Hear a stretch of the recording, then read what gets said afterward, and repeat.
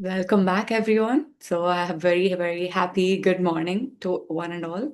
Today, we are going to be talking about emotional wellness. But before we get into that, why don't we just take 10 minutes to meditate and just check in with ourselves? So, this meditation is Anapanasati. It's called breath mindfulness meditation in English. So, the whole concept of this meditation is to just be with our breath. So I invite everyone to sit comfortably. You don't have to have your back super straight, nothing like that. Just sit however it's comfortable for you.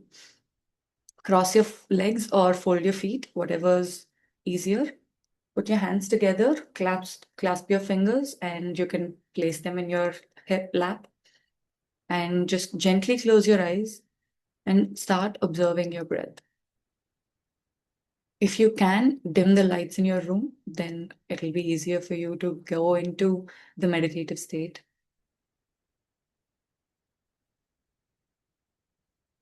Just observe your natural breath as it is happening.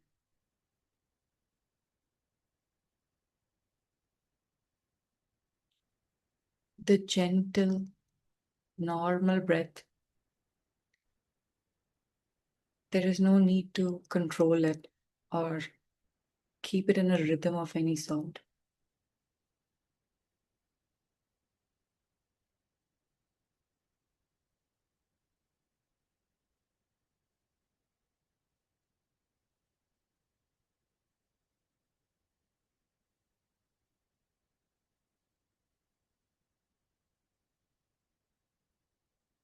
If it's easier, you can pick a point along your breathing pipeline, starting from the nose all the way till your stomach. Pick any one point that is easy for you to observe. It could be between your eyebrows, it could be at the beginning of your nose, at the tip of your nose, it could be near your chest or your stomach. Initially, to make it easy, you can just observe that one point and just observe as the breath is going in and out.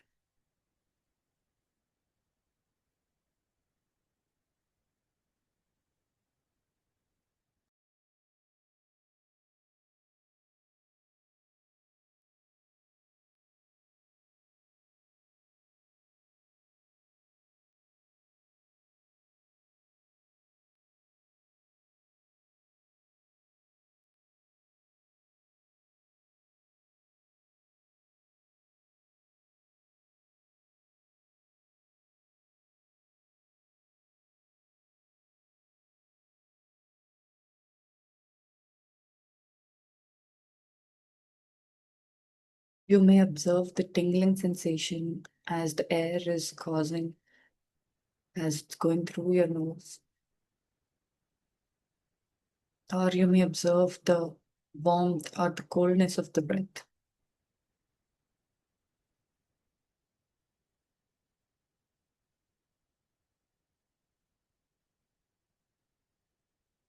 You may observe how it's moving through your body, how it's making your chest rise and fall, how it's making your stomach expand and contract.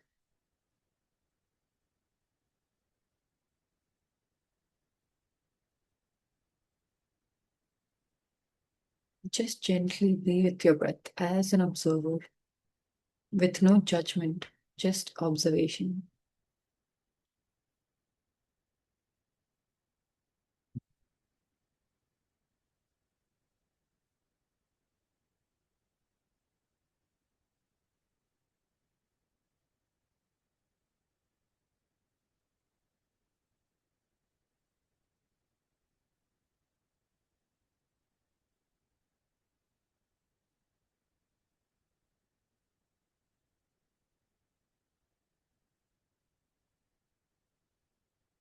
When you're with your breath, your mind becomes empty. Slowly but steadily, the number of thoughts you have goes down, and you go into this empty space of no thoughts, no emotions, no feelings.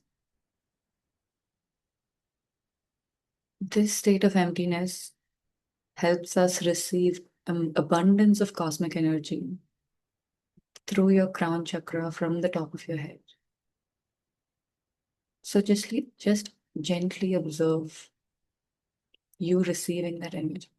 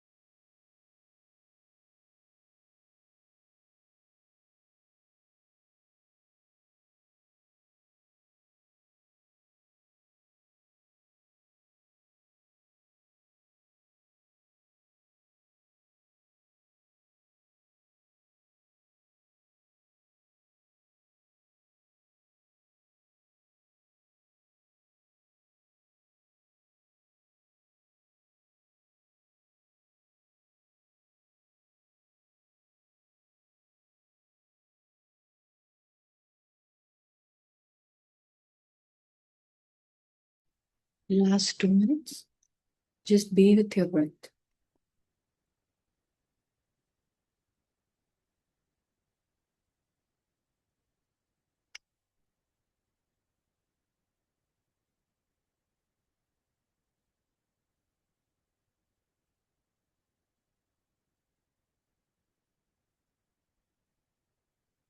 It is natural to get many thoughts while we are meditating. Just have a non judgmental, accepting approach to whatever it is that you're thinking, whatever it is that you're feeling within your body. Let it pass through your mind, let it pass through your body, almost as if you're an observer, just watching it flow.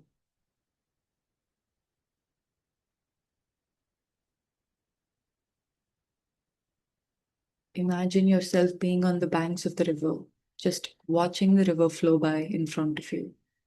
You're not getting into the river, you're not touching the water, you're not getting involved.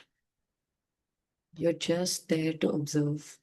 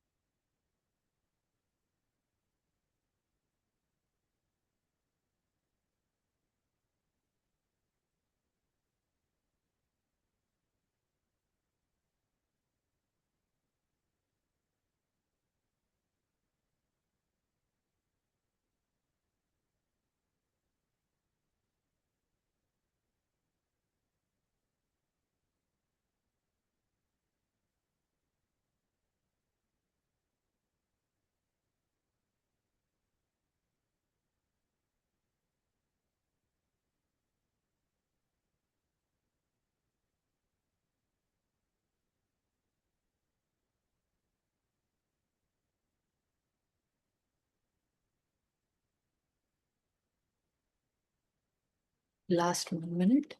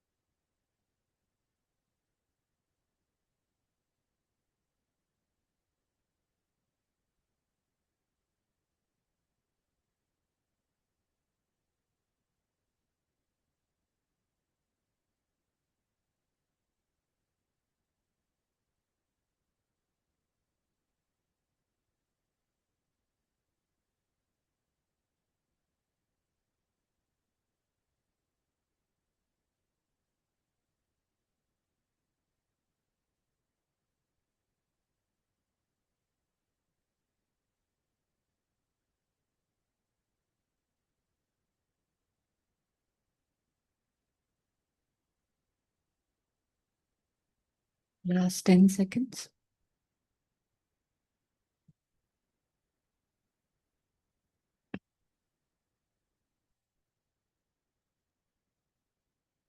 Whenever you're ready, gently release your palms, place them on your eyes for 5 seconds. 5, 4, 3, 2, 1. And slowly open your eyes. You can look into your palms as you open your eyes gently and slowly.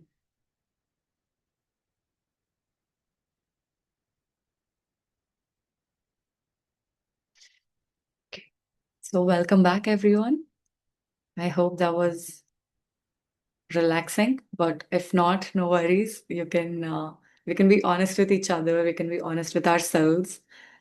Um, so before we start today's session, or I'll share whatever I have to share, I want to ask one question. Can we all just take a deep breath and think about what is it that we are feeling? Let us meet ourselves where we are emotionally. So today's session is all about emotional wellness. So let's check in with ourselves to see how are we feeling emotionally right now in this moment. You can drop it in the chat or unmute yourself. Anything is fine.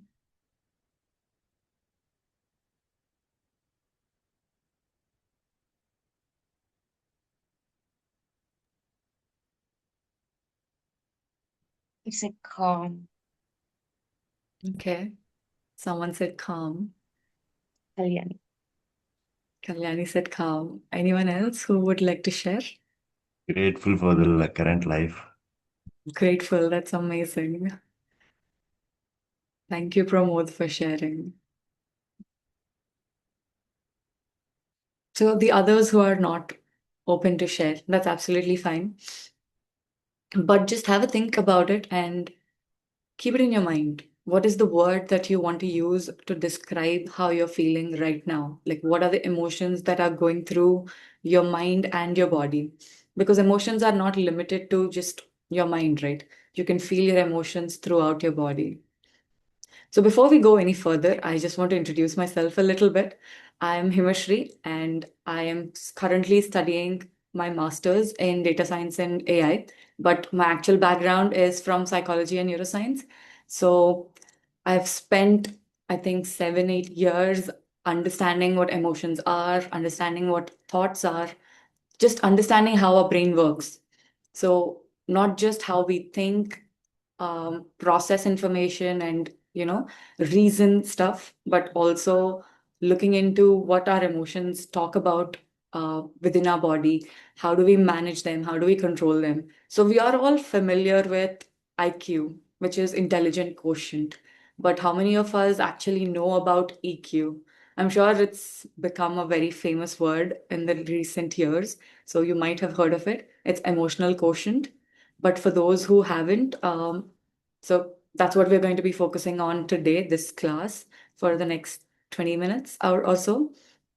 So emotional quotient is about building awareness about what we are feeling. It's about accepting those emotions. It's about having empathy for the emotions that the people around us carry.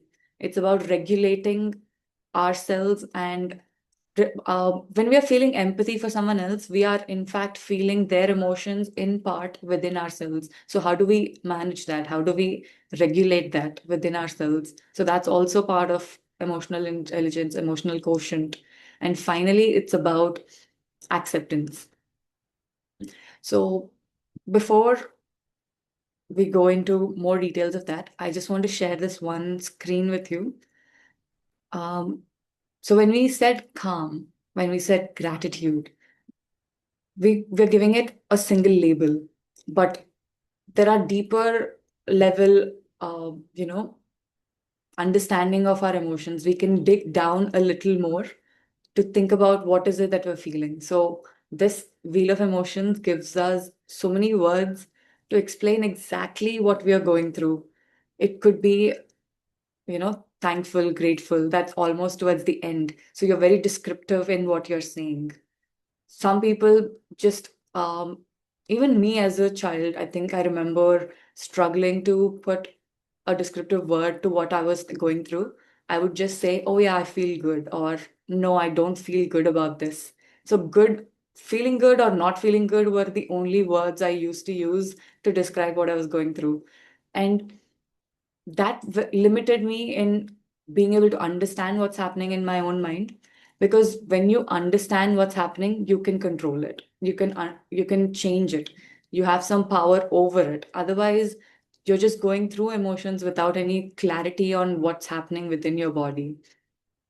So whenever you're feeling a certain emotion, I would recommend coming back to this uh, image and digging a little deeper. So try coming out of that overview emotion that you've labeled it. So many of us say, oh, that made me really angry. Like, why did that make you really angry? What exactly were you feeling? Was it frustration? Was it bitterness? Was it humiliation? Did you feel frustrated because you felt annoyed, or you because you felt skeptical? Or did you feel withdrawn in that situation and that's what made you angry? So every emotion that we usually label has deeper level emotions that are causing you to feel that way. So this is just a couple of words that might help you make sense of your world, of your inner world a little better.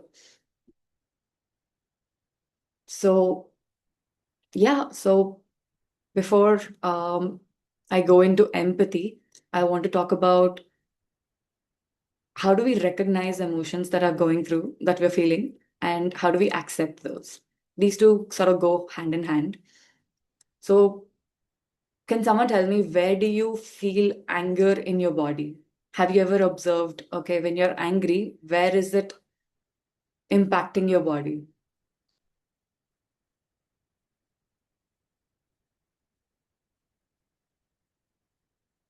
Or if you haven't observed that, that's fine.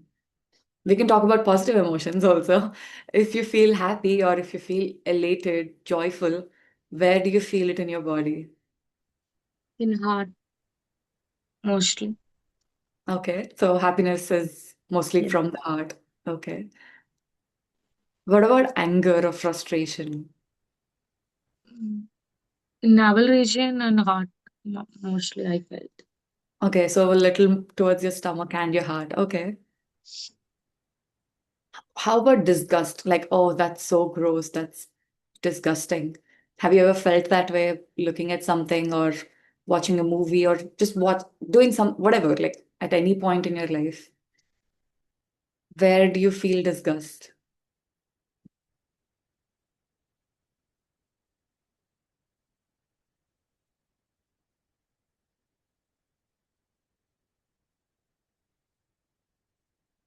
All right. Okay. Usually I feel disgust in like the skin, the extremities.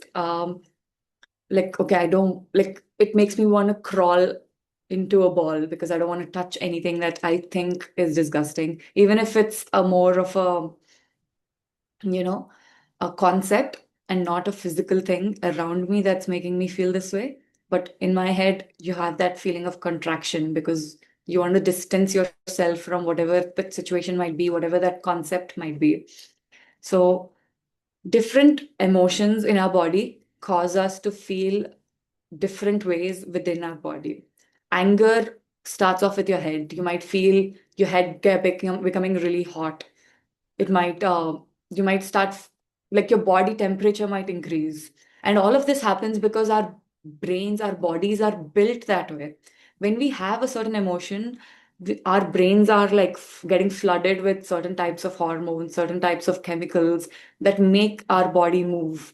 For example, when you're angry or when you're scared, especially, you know about adrenaline, how the minute you get scared, your body is preparing yourself for flight or fight. Or you might freeze up when you're scared. So, for example, if you are looking at uh, a movie and something in that scares you, your body reacts to that the same way as it's being attacked by a tiger in the jungle. We are all primordial beings. We've evolved from being, in the nature, in the forest, trying to survive. From that till here in our sophisticated digital world, we have all still retained the same biological wire structure, wire frame that we've been having for thousands and thousands and thousands of years. So our biology hasn't changed much as our reality has changed. So it's important for us to get an understanding of how we are built. We are built to feel emotions because emotions help us escape, emotions help us understand. It helps us remember what's a dangerous place in the forest. It helps us remember what's a safe space in the forest. So we are still working with that primordial brain. It's amazing. It's super well built. So you shouldn't feel like, oh, why am I stuck with this? It's what you need exactly, even to this day. It's just how are we going to process the emotions has changed. Because when you are in the nature, when you are trying to survive, the chances of you coming across a tiger is very low. But since our brains perceive threat the same way, when we see a particularly disturbing reel on Instagram, when we hear our boss yelling at someone else, or even just getting an email can cause the same sort of fear emotion in our body. How many of us, like, we're all in corporate settings. I once was. So I know the feeling of getting an email and that anxiety within our body. Oh God, what is this going to be about? Why are so many people CC'd into this email? And as you read through, you have like these anxious thoughts. Okay, what's going to happen next? What am I doing wrong? What am I doing right?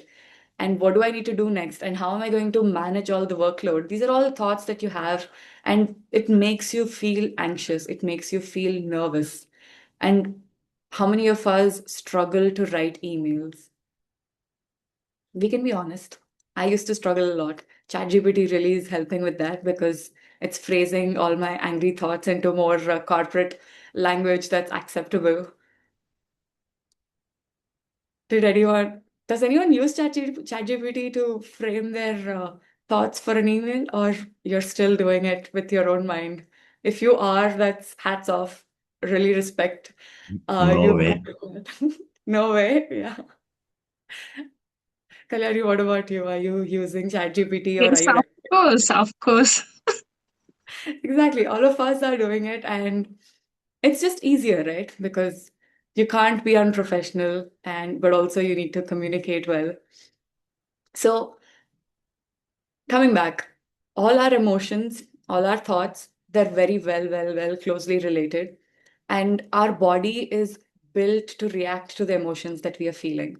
So it's important to accept that. So a lot of us feel like, okay, I should not feel angry.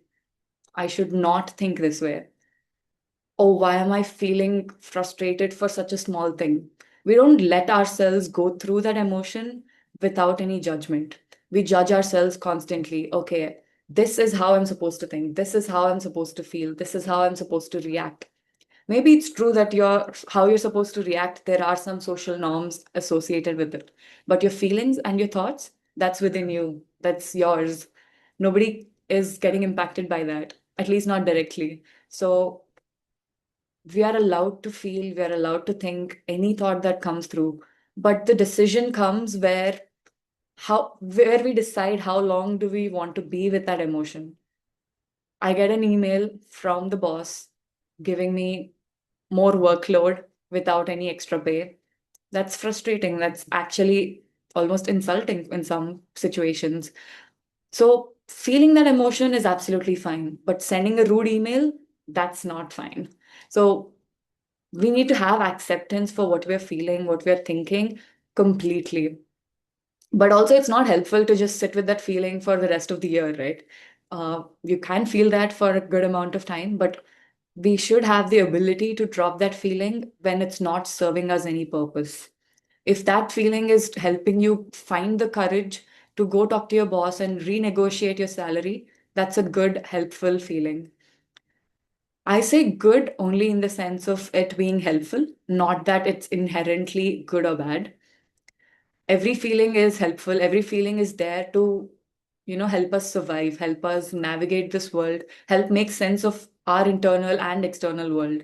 So even if you're feeling really really angry, even if you're feeling really really happy, it's all good.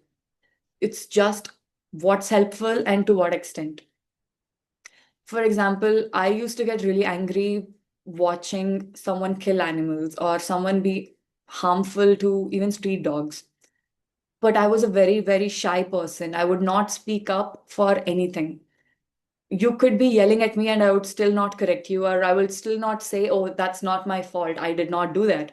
I was that sort of a shy person. I was scared to speak up in front of adults. I was scared to speak up in front of my classroom. But once I started realizing that, okay, the emotions, the intense emotions that I was feeling when I see someone hurting animals, I found the courage to speak up. So then I accepted my anger, then I accepted my frustration, I accepted the sadness that I was feeling as a result of what I was watching. And then I started using that emotion to something positive. Obviously, it cannot last forever. That's hurtful to your own body and your mind. So you have to drop it at some point. That's where regulation comes in. So, how do we regulate our emotions? Anybody has any ideas? I'm sure we all do it to we do it well sometimes, we do it horribly sometimes, but that's fine. What's some strategies that you guys typically use to regulate your emotions? Observing. Observing, okay. Anything else?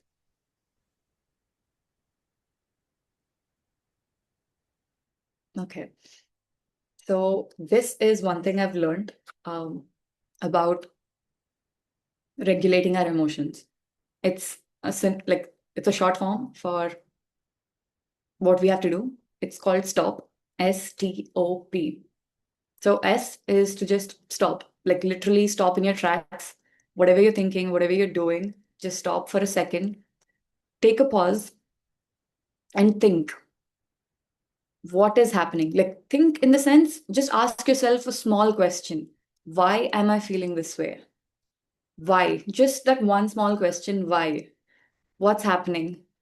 Just that will give you enough space to understand what is going on. And then start observing. Okay, so this is the emotion that I'm feeling. This is the thought that caused that emotion. This is the situation that I'm currently in.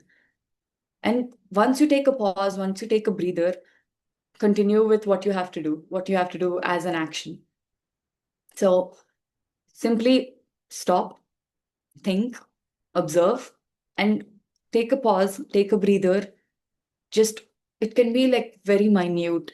Even if you're in a board meeting with all your seniors and all your directors, you can do this stop method for just 10 seconds.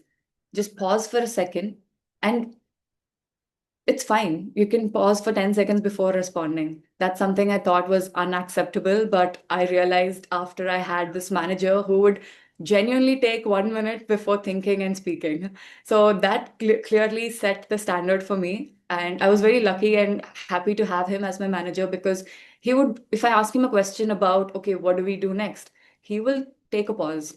He will take a pause for so long that it's awkward for me, it's awkward for him, but he doesn't feel that awkwardness. He's just paused. He's like, okay.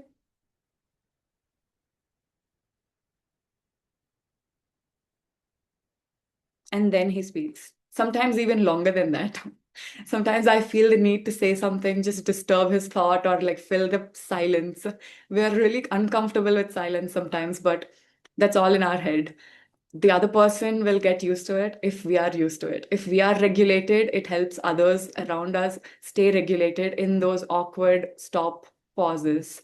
So it's absolutely fine. Take a pause, take some deep breaths, think through things, everything. You can, structure your argument, you can structure your sentences the best possible way, and then speak. So that's regulation. And then we have empathy. Empathy and how we are conducting ourselves socially, like uh, our interpersonal relationships. I'm sure in a corporate setting, you've heard that word, interpersonal relationship, multiple times. Uh, so empathy and interpersonal relationships go very hand in hand. It's about understanding what other people are going through. So if you see an employee very frustrated, and it might be your colleague or your friend, how do you respond to that in that situation? That is a reflection of what you're feeling, how you're feeling empathetic towards that person. And how many of us feel like we are not in a very empathetic world? Do we have that preconception in our minds? Or do you feel, or is your reality the exact opposite and you're feeling like I'm living in a very empathetic world where everybody understands me and everybody respects what I'm going through, or somewhere in the middle? Both, sometimes that, sometimes this. Okay. That's fair because that is the world that we are living in. It's never constant, it's constantly changing. And our capacity for empathy is also constantly changing. Some days you have a lot more empathy for others. You can understand what your colleague is going through a lot better than other days. Maybe because they're communicating more, or maybe because you don't have the emotional reserves. So, emotional reserves is your capacity. So just how you have your thinking reserve, if you've been, solving problems, working all day, by the end of the day, you're like, okay, I cannot think anymore. Whatever decisions I have to make, put it for the next day. And that's something we've normalized.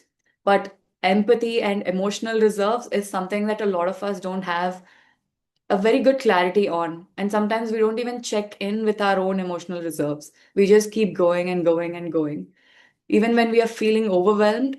That's not something that a lot of people accept.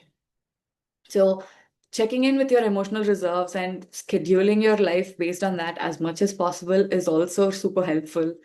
Maybe towards the end of the day, if someone's coming to you with their personal problems, even as a friend, sometimes some friends come to you, they call you late at night saying, okay, I am going through something. Can you help me talk through things?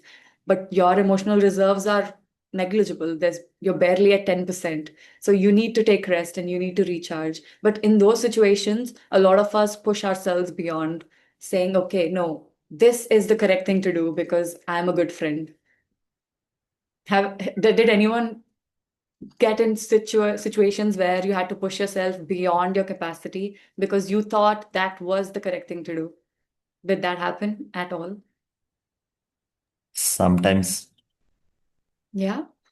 So we don't have, like, sometimes it's very hard to establish boundaries. Sometimes it's very hard to even understand that we need a boundary in that situation. So when we are talking about interpersonal skills, this is a part of it. It's definitely being there for others, but also it's about being there for yourself, not pushing ourselves beyond our limits so that we are like, getting exhausted because you can't pour from an empty cup. You need to have your cup full so that you can give it to the others. You can be there for the others. So having an open understanding and having that open conversation saying, okay, I understand what you're going through. This is what I can offer for you in this situation. I can sit with you in silence while you process your emotions and I get space to recharge.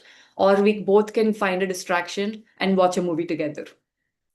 So it's not one of those situations where you're not being there for your friend. It's just how you choose to be there changes based on your reserves.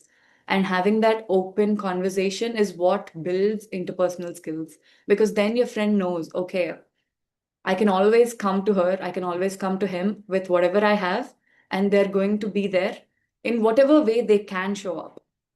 It's not always that you have to solve their problems. Sometimes they just want someone to hear what's going on. And even if you can't hear it, it's fine. Just sit in silence, but be in the same space. Just let them know that whatever they're going through is not scaring you. It's not making you want to be somewhere else. And you are creating that space of acceptance for people around you in whatever way that is possible. So that's what helps. And that is literally what therapy is all about. So I have given you guys a small crash course on what psychotherapy is. It's about creating that safe space. It's about drawing boundaries. It's about understanding our emotions. It's about using certain tools like the stop method to just take a break and process and understand what's happening. So that's what I had prepared for today. If anybody has any questions, I would love to answer. Or if anything was not clear because I was just rushing through the crash course, please let me know.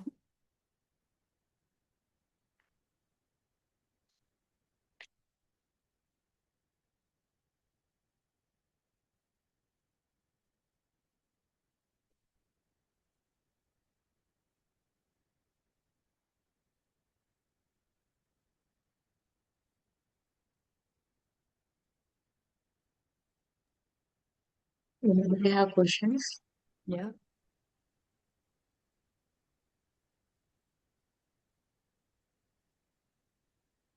Actually, I want to share one experience, Hima, in Yes, my that. real life experience. How meditation will change in my life. Actually, uh, it's quite common for all, but somehow it's hectic for me. Every day I face so many challenges because of my anger. Uh, I mean, small things. I get angry in very small things also. After I'm getting the meditation, after I know the meditation, I realize what happening in my life. For small things, or even though I get angry with my sister or my family members, even though friends also, then when I observing myself, I get to know what happening. Once I started the meditation, I get to know everything. Here, the meditation plays key role actually. After doing the meditation consistently, I observing my anger. Even the observing my every emotion, not only anger, it's a happiness or everything I'm observing every day. Even the now also. If I felt happy, I'm observing. If I felt sad, even the observing. Everything I'm able to observe. Now I'm in observing state actually. Meditation helps me a lot actually. And because of my anger, my sister faced so many challenges because of my anger especially. I never say sorry to my sister. I think she's in Zoom call today. In front of you all guys, I'm saying sorry, Bindu. Really, really so sorry. Actually, thank you so much. You always with me in any situation, and you never leave me. It's a good or bad. Thank you so much. Thank you so much, and I'm very grateful to you. You are always with me. You are my best sister, and you are my best companion. Thank you so much. And Vinay is also one of my best friend actually. He's always with me in any situation. Thank you so much, Vinay. And yeah, your meditation plays key role actually. How we have to observe yourself in any situation. See, anger is one of the emotion we can't avoid. But if you observe every emotion, you can avoid. I love Thank, that. Thank you so much for sharing. thank you, Bindu. Thank you so much. She's the best sister in the world. Love you. Amazing. That is so wholesome. Thank you, Kalyani, for sharing. And thank you, Bindu, for being here. That was a very wholesome moment, and we got to be a part of it, and I'm really grateful for that. That's a very positive gratitude start to the whole week. We are on Monday morning, so uh, so just to expand on what Kalyani said, like meditation helps you with your emotional intelligence in a very direct way. Because what we are doing in meditation is just observing and learning to create just that gap between who you are and what you're feeling. And because meditation is all about emptying your mind, if you can carry that meditative state throughout the day, you have this innate, insane, amazing ability to just be blank. Being blank doesn't mean you're being dumb all of a sudden. You have all your resources, all your cognitive capabilities focused on one thing that you're like doing. It helps you be super mindful on just one task at a time, and your productivity increases. And beyond productivity and cognitive thinking, because your mind is empty, your emotions are also balanced. When some emotion comes up in this mind of yours, you can observe it. If we have, it's like having 10 things playing in the background on your browser. If there are 10 different movies with 10 different background noises and emotions, it's hard for you to focus on the movie that you're editing right now. If you can silence all the background noise, you can just focus on this one particular movie that you're editing and just actually understand, okay, this is the emotion that is being played. This is the sort of background noise I need to add to this scenario. Otherwise, you'll have like horror, background noises for a comedy scene. That's just not helpful, right? So meditation helps you silence your mind in both your thinking and your emotions. So that's why meditation is super helpful. And the more you meditate, right now we sat down for 10 minutes and meditated.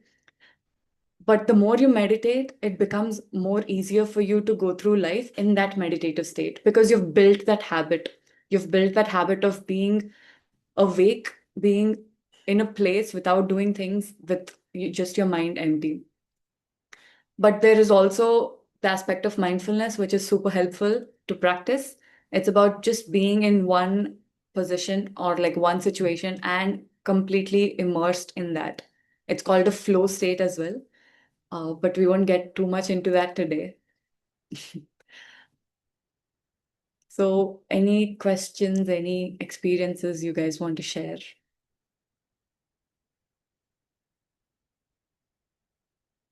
Anybody ha anybody have any experience? Please share.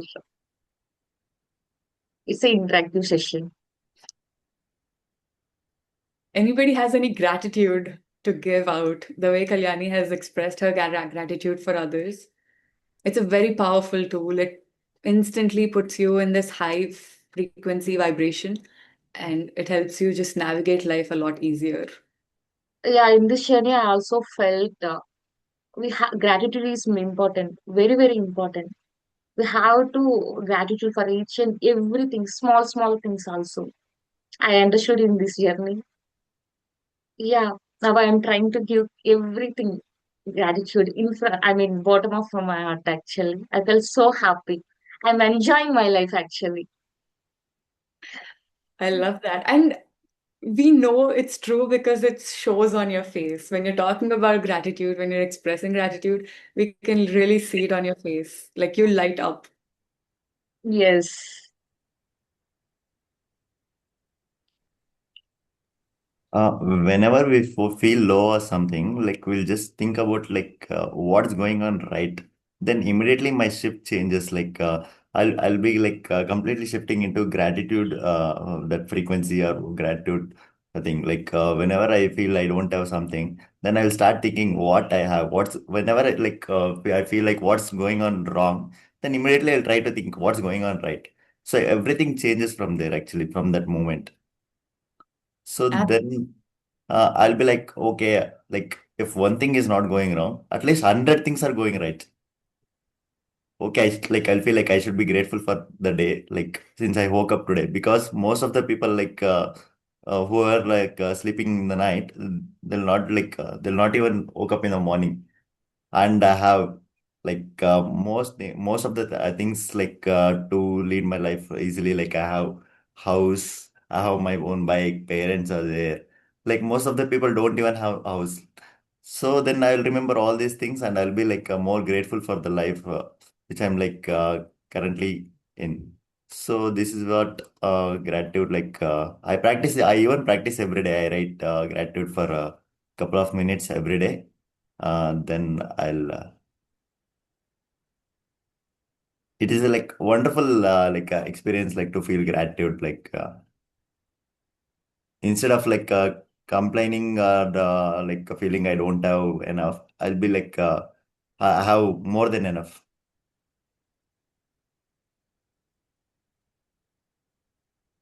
When I started feeling gratitude, I stopped complaining.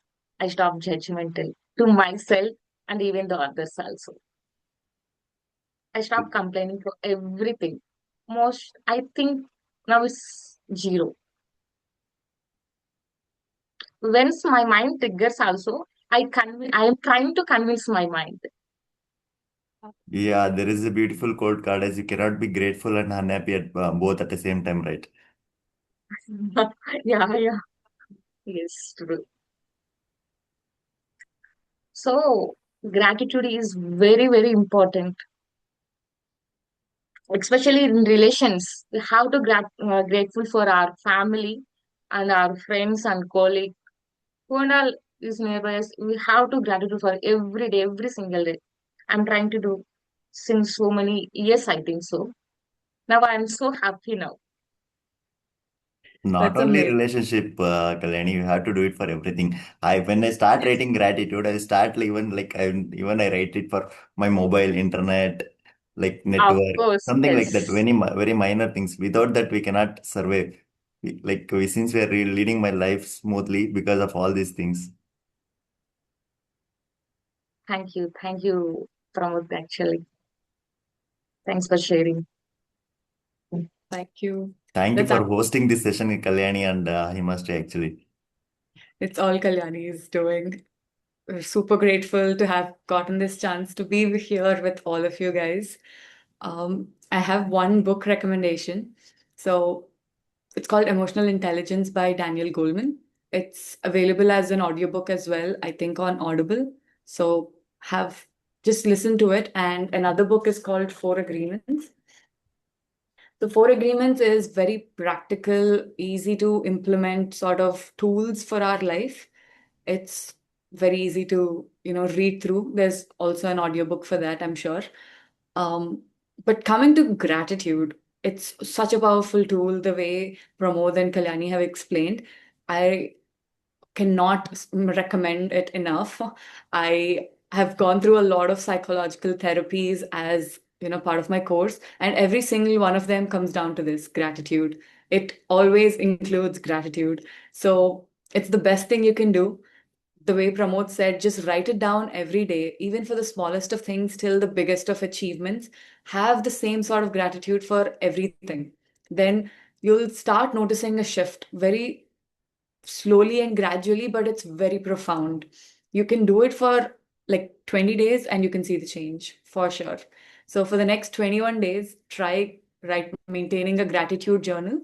And instead of just saying, I'm grateful for my house, I would recommend trying this method where you say thank you 3 times, and just take a pause for half a second and visualize feeling that gratitude in your heart, visualize it in your mind, and then explain thank you for dash, whatever it might be you're thanking. Thank you for, you know, thank you, God, for the house that I'm living in. Or thanking yourself. I'm going to thank Himasri for showing up today. Or I'm going to thank Kalyani for hosting this session. So, who are you thanking and for what? And finally, what did it make you feel? It made me feel a certain way. So I've put sort of like a template in the chat if it's helpful. So thank you, God, for keeping me alive today. It made me feel happy to be here. Or thank you, Kalyani, for arranging this session. It made me feel connected. It made me feel confident. because I'm practicing expressing myself every single time I'm taking a session. So it's improving my confidence. So have a think through and write it down in this way, and it's super powerful. This is directly taken from positive psychology, so it should help, and it has been tested and tried. uh, so in the last 5, 6 minutes we have, can we do a quick meditation and wrap up the day? Yes. So I'll share very gentle music in the background. And okay. I would like to recommend one more book. It's like Gratitude, A Way of Life by Louis A. It's an Yes, amazing book. I read it like more than twice. I love that book. Yes.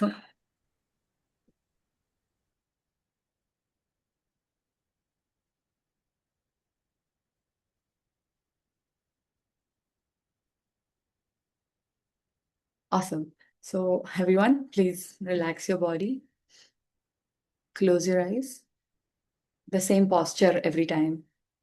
So fold your feet or cross your feet or fold your legs. Put your palms together, hands together, and keep it on your lap. And just gently observe your breath. There is a very small technique called body scan. Um, it's also called Yoga Nidra. So I'm just going to guide you through that. You can do it while you're sitting down. You can do it while lying down, whichever posture you feel more comfortable in.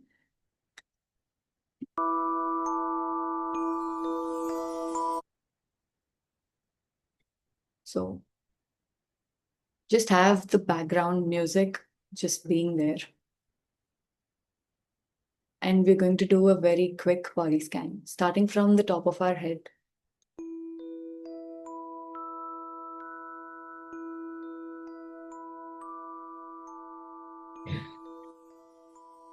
And feel your muscles relax.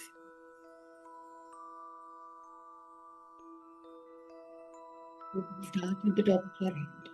As I name a different body part, just close your eyes and feel.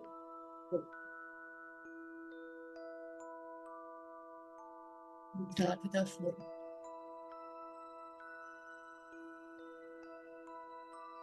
Temples, back of our head.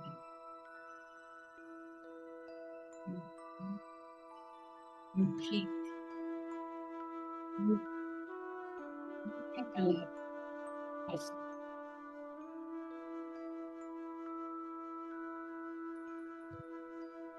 Release the tension in your chest.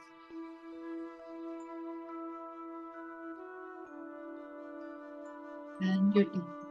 Feel your tongue being relaxed. Down to your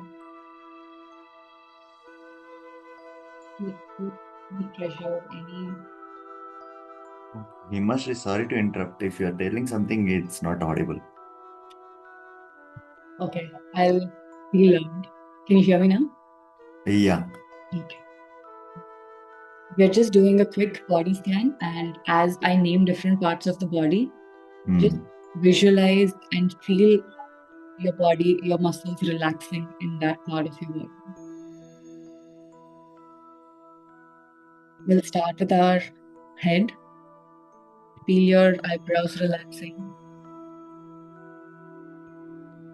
your forehead, your eyes,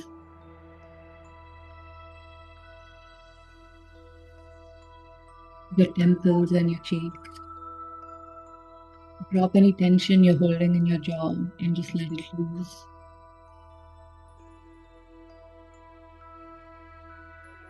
Relax your neck and your shoulders.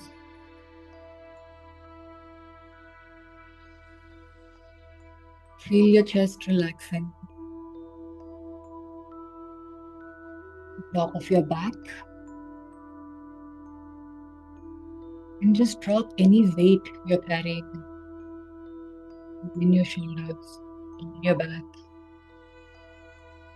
Just visualize dropping the weight if you're carrying anything, if you feel. Relax your stomach.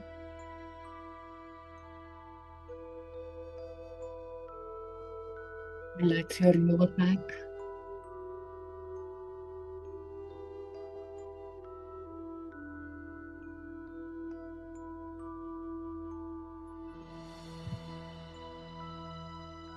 Feel your thighs relaxing.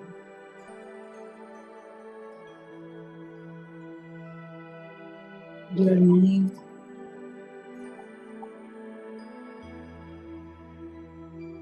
your calf muscles,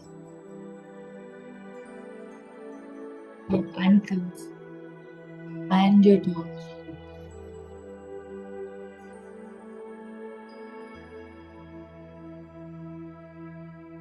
And gently bring your awareness back to your breath.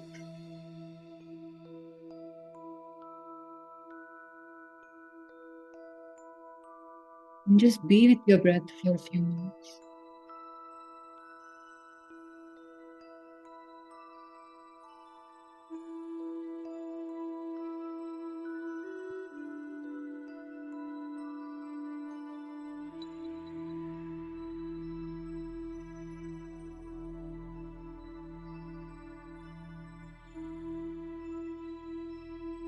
Be with your natural, normal breath.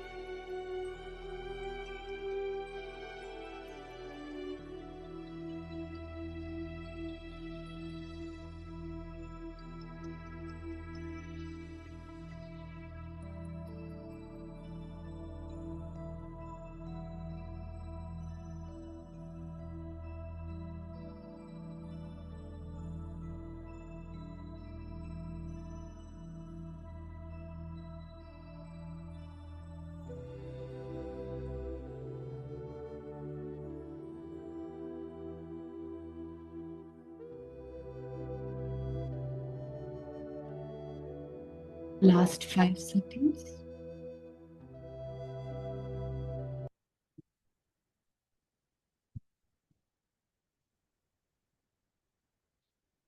Gently release your palms whenever you're ready. Place them on your eyes for 5, 4, 3, 2, 1. And slowly open your eyes.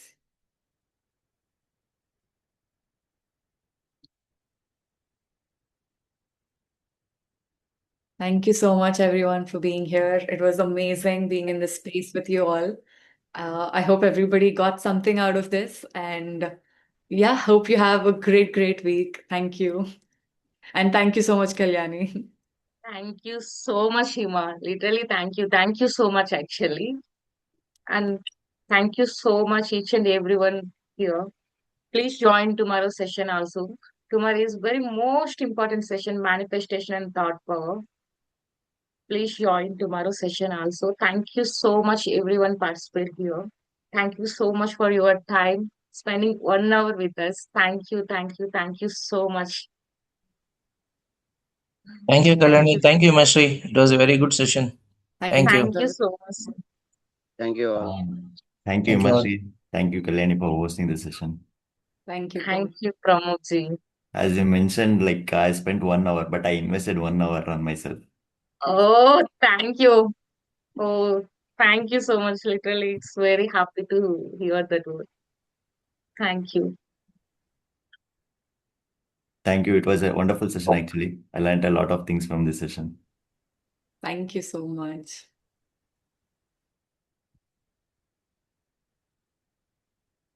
Thank you. Okay, Hima, you can wind up the call. Thank you.